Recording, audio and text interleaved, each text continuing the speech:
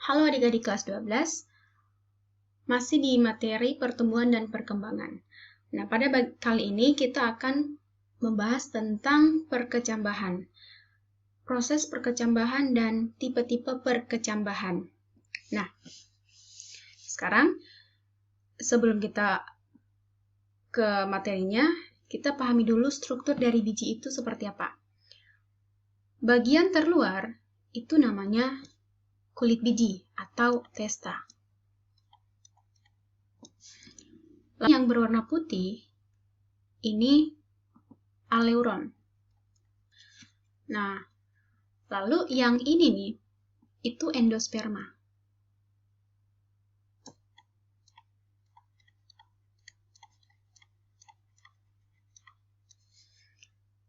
Dan yang ini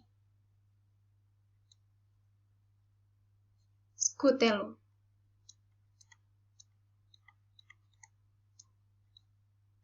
Scutellum, oke.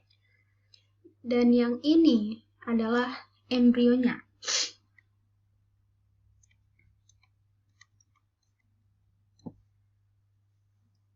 Oke, nah sekarang kita masuk ke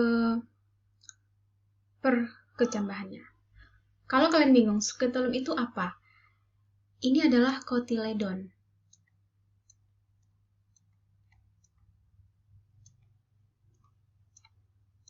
Jadi, cotyledon pada biji monokotil itu dinamakan scutellum. Oke, sekarang kita masuk ke proses perkecambahannya. Proses perkecambahan dimulai dengan masuknya H2O, air. Masuknya H2O ini akan mengaktifkan hormon-hormon giberelin. Nah, jadi di sini hormon giberelin itu mulai aktif.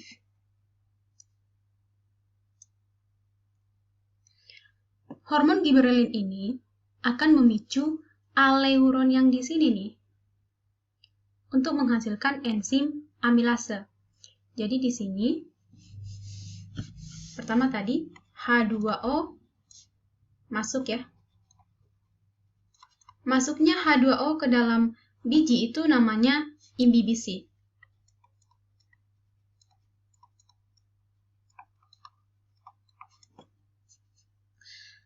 Nah, H2O-nya masuk, H2O akan memicu hormon giberelin.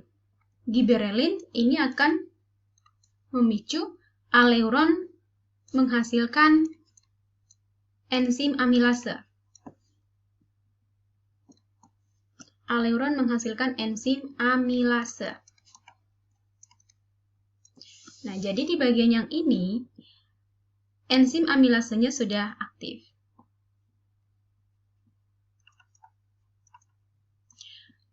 Amilase aktif, ini bekerja pada bagian endospermanya untuk mengubah amilum. Nah, lihat kata-katanya, amilase.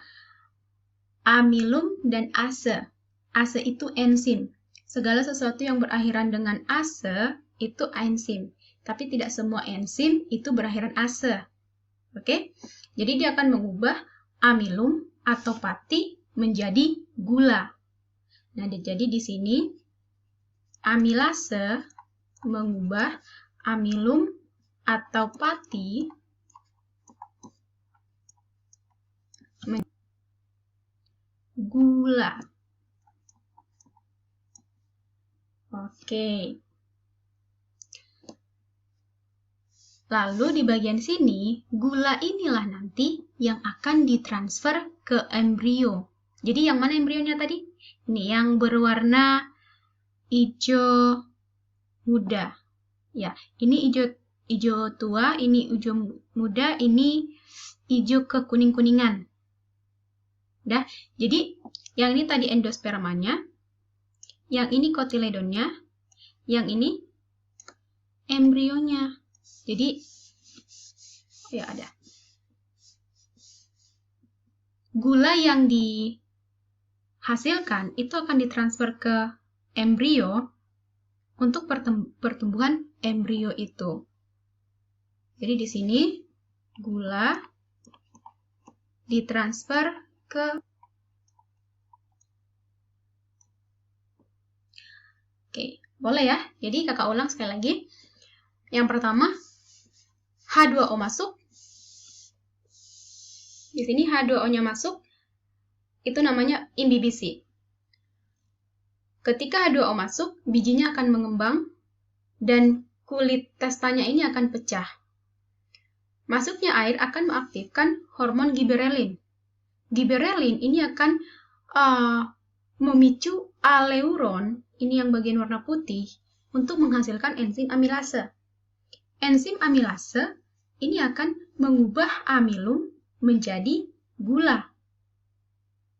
Nah, kalau kalian bingung amilumnya datang dari mana? Amilum itu ada bagian dari penyusun endosperma. Endosperma, kalau kalian masih ingat, ini adalah cadangan makanan.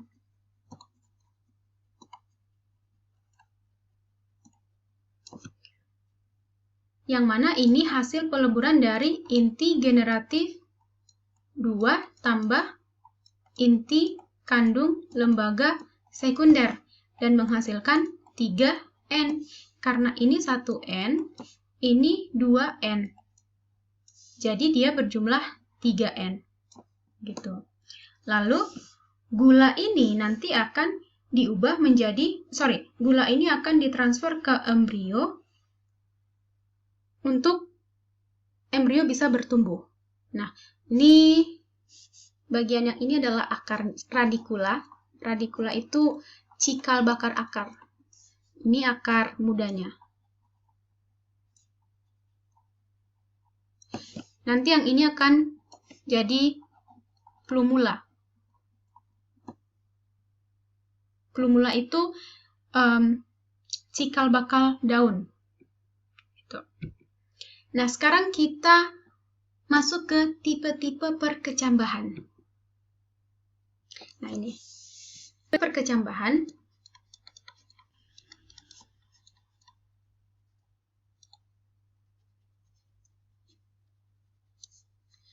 ada 2. Ada perkecambahan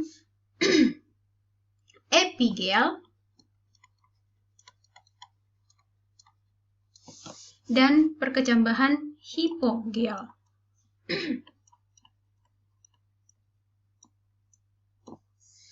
Oke, lihat. Epi, masih ingat apa itu epi? Epidermis. Epi itu atas, dermis itu kulit. Epigel itu yang di atas. Apanya yang di atas? Yang di atas itu adalah kotiledonnya. Jadi yang ini adalah kotiledonnya tadi. Kotiledon itu keping bijinya. Kalau Ngoni lihat kacang tanah, Ngoni bisa kalian bisa bagi 2 kan? Dan dia simetris. Nah, itu dia kotiledonnya 2. Keping bijinya 2. Tapi kalau kalian lihat bijinya jagung, itu kalian nggak bisa belah jadi 2. Kalaupun kalian belah 2, dia nggak akan simetris. Dan bijinya akan hancur. Nah, jadi kalau epigel itu kotiledonnya di atas. Di atas permukaan tanah. Jadi ini dari biji, lalu mulai muncul radikulanya, lalu naik lagi, lalu melenting ke atas. Kotiledonnya terbuka, lalu yang ini daun mudanya, ini akar mudanya. Jadi, epigel itu adalah perkecambahan di mana kotiledon terangkat ke atas. Udah? Contohnya apa? Contohnya kacang tanah.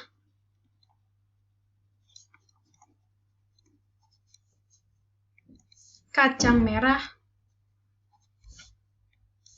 Kacang hijau. Oke.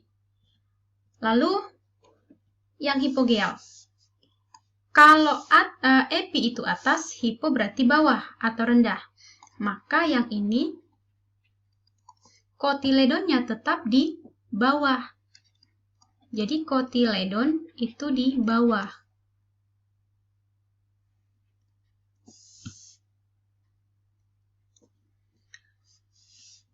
Nah, biasanya kalau kalian lihat jagung, atau kalau di Manado paling banyak kelapa. Biasanya kelapa itu kotiledon apa ya? Itu loh yang sabuk-sabuknya itu. Yang sabuk-sabuknya itu dia tetap tinggal di atas tanah kan? Yang muncul tetap di bawah tanah. Yang muncul ke atas tanah itu daunnya kan? Jarang kan kalian lihat sabuk kelapanya itu keangkat ke atas. Dia memang nggak pernah. Selalu sabuk kelapanya itu di bawah. Kenapa? Karena kelapa itu contoh dari perkecambahan hipogeal. Nah, jadi di sini contohnya kelapa, jagung, apalagi ya, padi. Kalau kalian temui suatu tumbuhan, dia kotiledonnya, keping bejinya itu di bawah tanah, tidak keangkat, berarti dia perkecambahan hipogeal. Tapi kalau kalian temui sebuah tanaman yang keping bejinya itu di atas tanah, terangkat ke tanah, itu perkecambahan jenis epigeal. Nah, jadi sekali lagi epigeal itu perkecambahan di mana kotiledonnya terangkat ke atas. Dan hipogeal itu perkecambahan di mana kotiledonnya tetap di bawah. Oke? Untuk pembahasan kali ini sampai di sini dulu. Kita lanjut. Oh ya, ini udah nggak cukup. Kita lanjut di slide berikutnya.